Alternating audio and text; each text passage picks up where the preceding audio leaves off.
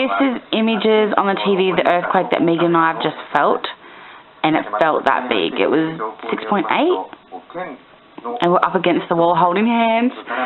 It was scary. It was very scary. It felt bigger than the one that was last month that killed 10 people and was 7.2. So it's pretty late. It happened about 12:30. And yeah, I wanted to run outside. But Megan stopped me. It was really noisy and all the stuff fell off the shelf in my bathroom. But we think that it will probably intensify. The rating will probably go up. Because that's what happened last time. Okay, but we're...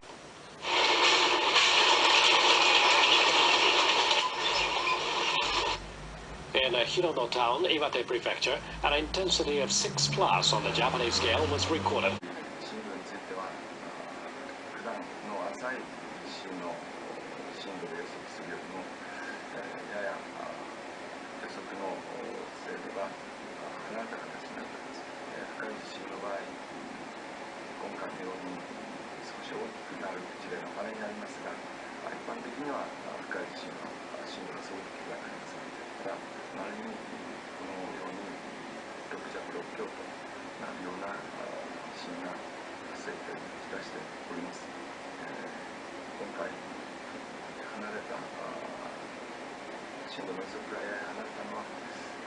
Okay,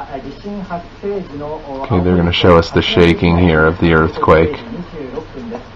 This is one of the views in Sendai. So here the earthquake is just starting,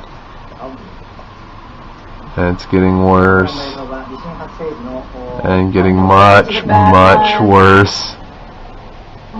Yeah. That's pretty much how it felt. That is exactly how it felt.